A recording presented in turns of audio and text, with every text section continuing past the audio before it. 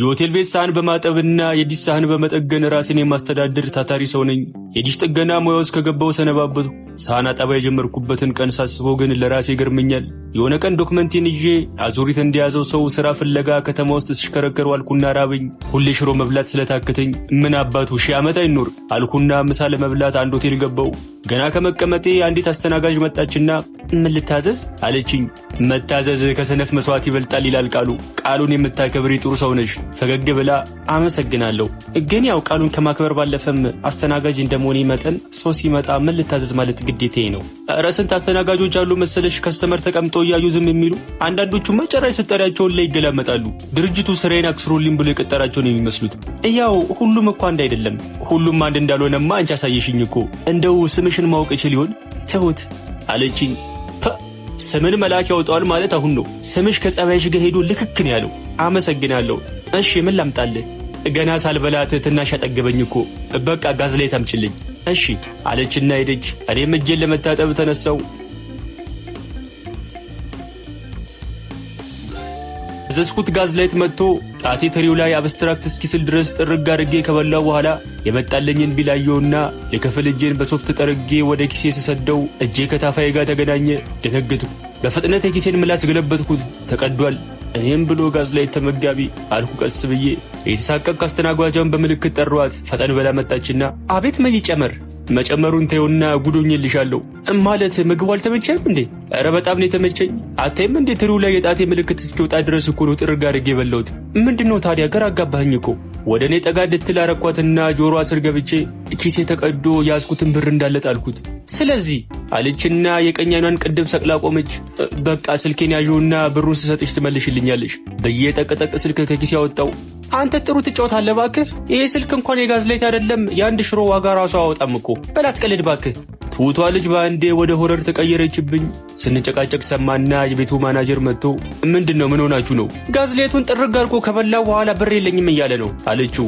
በልቤ ረጅንስ ጋዝ ነበር አርከፍክፉ ማቃጠል አልኩና ኧረ መኖሩስ ነበረኝ ኪሴ ተቀዶ ጥየው ነው። ትንሽ አሰብ አረገና ችግር የለም በቃ አለኝ። የሰማሁትን ማመን ተስኖኝ እውነት ያ ምንም ችግር የለም ኪችን ውስጥ 100 ሳህን አለ እሷን ዝም ብለህ ለቅለቅ ታረጋታለህ አለኝ። የበላሁት ጋዝ ላይት በአንዴ ከወዴ ጠፍቶ ሲርበኝ ተሰማኝ። እንባ የተናነቀኝ እሺ አልኩት።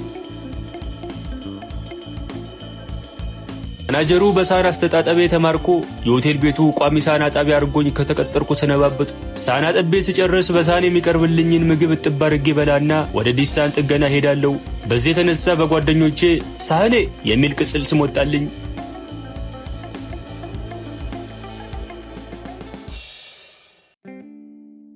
የሆነ ቀን የአንድ ሰውዬ እንዲሽ ላስተካክል እንደለመድኩት ጣራ ላይ ተሰቅያለሁ። መጣ አልመጣም? እሺ አሁንስ? ኧረ ምንም የለም። እሺ አሁን ቼክ አድርገው። ሰውየው ጭጭ አለ። ንገረኝ መጣ? መልስ የለም። ኧረ እባክህ ሰውዬ ፀሐይ የቀጠቀጠኝ ነው። መጣ ወይስ አልመጣም ንገረኝ። የሚመልስልኝ ሰው ጠፋ። በንዴት የተጣደፍኩ ከጣራ ላይ ወረድኩና ወደ ቤት ገባው። ሰውየው ሶፋ ላይ ቁጭ ብሎ ፈታ ብሎ ቴሌቪዥን እያየ ነው። ተበሳጨው። ምን ሆነ ነው መጥቷል ብለህ አትነግረኝም እንዴ? እንደዛ እየጮኩ ውይ አለህ እንዴ? የምወደው ቀጠናዊ ፕሮግራም ጀምሮ ዘንግቼ እኮ ነው ይቅርታ አለኝ። ጭንቅላቱን በቃጠና በለው አለኝ።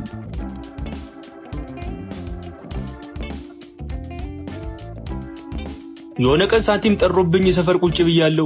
ድንገት ስልኬ ጠራ። አነሳሁትና ሄሎ ሃሎ ኢዮብ ዲሰሪው ነህ አሉኝ የሆኑ አሮጊት ሴትዮ። አዎ ነኝ ማዘር። ኧረ ቴሌቪዥኒቱ ድንገት አልሰማም አለማም ብላ ጭጫለች። ውስጥ የሚመሰመሱት ሰዎች ሁሉ በአንዴ ጠፉ። ዲሹን ንፋስ ሳይወዘውዘው አይቀርም። እስቲ ብቅ በልና ይልኝ። እሺ ማዘር መጣው ብዬ አድራሻቸውን ጠየቅኳቸውና ወደ ቤታቸው ሄድኩ።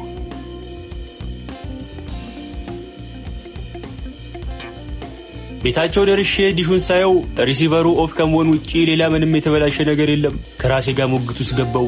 ዝም ብዬ እንዳልሄድ ኪሴ ውስጥ 5 ሳንቲም የለም። ብር ብቀበል ደግሞ ያወቁ ቀን እርግማናቸው ይደፋኛል። ምን ይሻላል?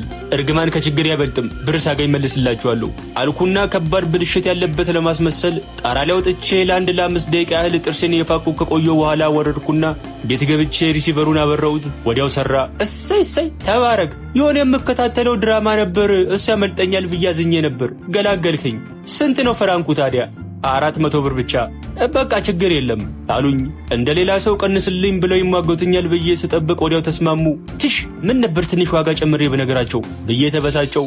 በቃ ችግር የለም ቀጣይ ወር ጡረታ ሲወጣ ሰጣለሁ አሉኝ። ቀጣይ ወር ጡረታ ሲወጣ ሰጣለሁ፣ ቆንጆ ሽሮ ያንተከተኩ ነው እሷን ቀምሰህ ትሄዳለህ ብሎኝ ወደ ጓዳ ገቡ። እበላለሁ ብዬ መበላቴን እያሰብኩ ክፉኛ ተከሱ። የሆነ ቀን ደግሞ አንድ አባወራ ቤት ዲሽ አስተካክዬ ጨረስኩና ቦርሳዬን በጀርባ ያዘዬ ልወጣ በሩ ጋር ስደርስ ኋላ የመጡና የጃኬቴን ኮሌታ ጨምድደው ያዙት። እንዴ ምን ነው ከመሳቢያ ውስጥ ይዘህ የወጣውን 10,000 ብር አምጣ። እንዴ የምን 10,000 ብር? የሌባ አይነ ደረቅ መልሶ ልብ ያደርቃሉ። ኧረ ተረትና ምሳሌን ተውትና የምን 10,000 ብር ነው የሚሉኝ? መሳቢያ ውስጥ የታሰረ 10,000 ብር አስቀምጬ ነበር። አሁን ሳየው የለም። ሳሎን ቤት ደግሞ ከኔና አንተ በቀር ማንም አልገባም። ከኔና እርሶ ውጪ ማንም ካልገባ እርሶ ይሆናል በቃ ወሰዱት። እኔ ምንም ማውቀው ነገር የለም። እሱን እዛው ታወራዋለህ ብለው እየገፉና እያዳፉ ወደ ጣቢያ ወሰዱኝ።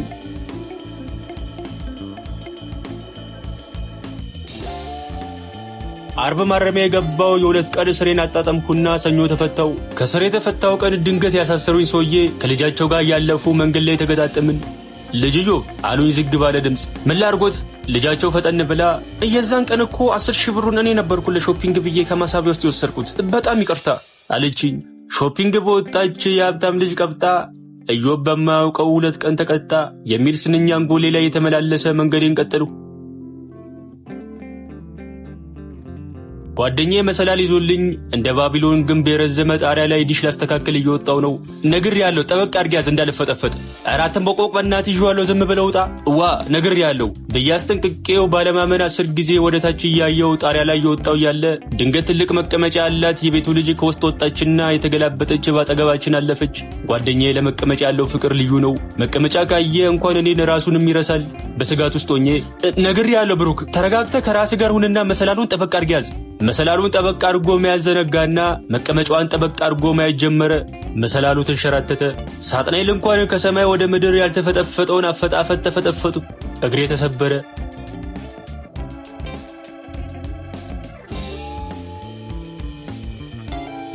ጥሩ ጌሻን የተባለው ሰውዬ ጋር ልታሽ ቁጭ ብያለሁ። ሰውዬው አፈፍ አድርጎ ቀኝ እጄን ያዘው። ኧረ እጄን ሳይሆን እግሬን የተሰበርኩት አልኩ እያቃሰቱ። የተሰበረውን እግሬን ጉልበቱ ላይ ያደረገውና እያየው ምንም አልተረፍክም እኮ አንተ፣ በላሁን የተሰበረውን አጥንት ወደ ቦታው መልሰዋለሁ፣ ትንሽ ህመም ሊኖረው ስለሚችል ቆፍጠን በል አለኝና ገና የተሰበረው ቦታ ሲነካኝ በነፍስ ያለ ሰው ይዞ እንደሚከንፍ አምቡላንስ ጮቴን አቀለጥኩት። ወንድ ልጅ አይደለ እንደ አንተ ቆፍጠን በል። ጮቴን ላቆም አልቻልኩም። ቆዳ ጫማ ውስጥ ተጠቅልሎ የተቀመጠውን ካልሲ ያወጣና አፌን ደፈነው። በጤነኛው እግሬ እንደምንም ወደ ኋላ ገፍቼ ጣልኩትና የግዴን ተነስቼ በአንድ እግሬ እንደሚዳቆ እየነጠርኩ አመለጥኩ።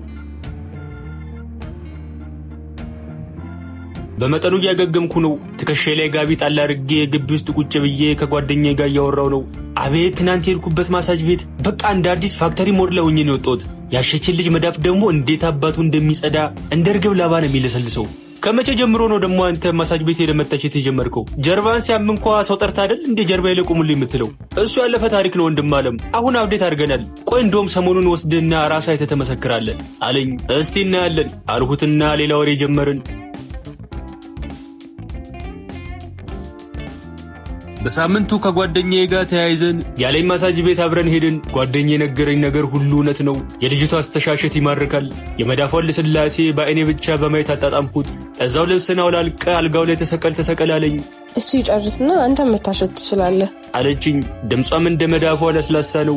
ግድ የለም ቀጣይ ተዘጋጅቼ መጣና በደንብ ታሽኛለሽ ፈገግ ብላ እሺ አለችኝ።